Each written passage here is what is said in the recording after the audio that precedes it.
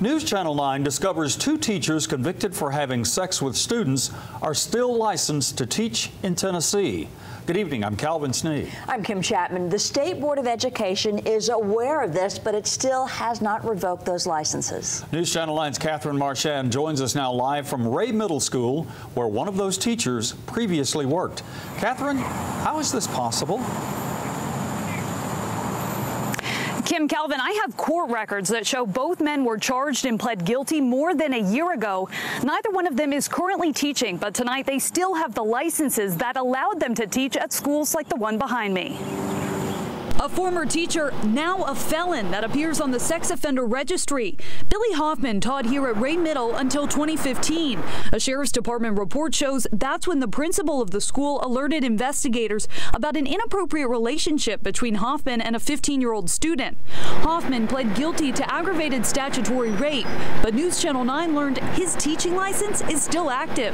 That's ridiculous.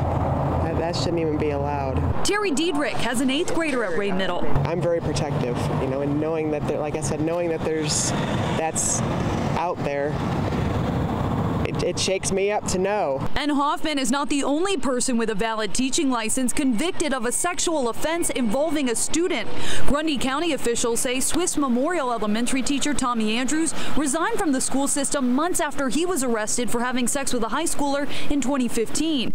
He also pled guilty to aggravated statutory rape, and we checked with the State Board of Education. His license is active too.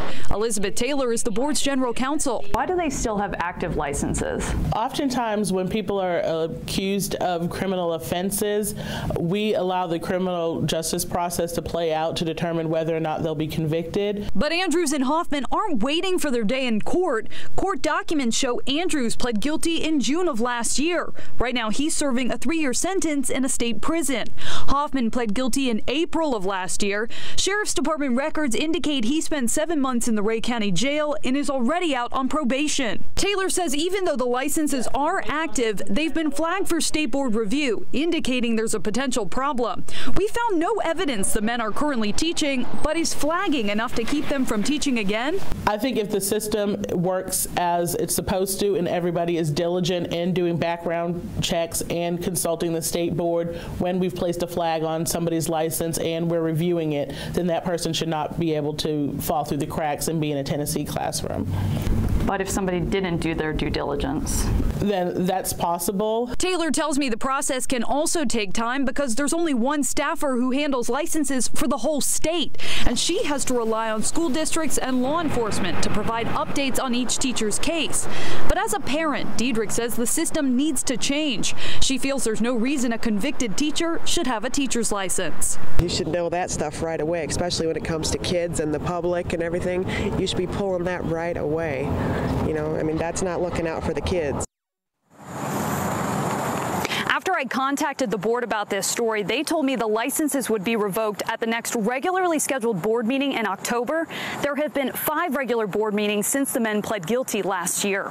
Live in Ray County, Catherine Marchand, News Channel 9.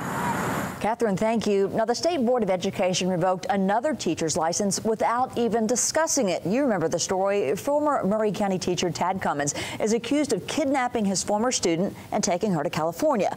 Cummins is facing federal charges of bringing a minor across state lines for sex and state charges of aggravated kidnapping and sexual contact with a minor.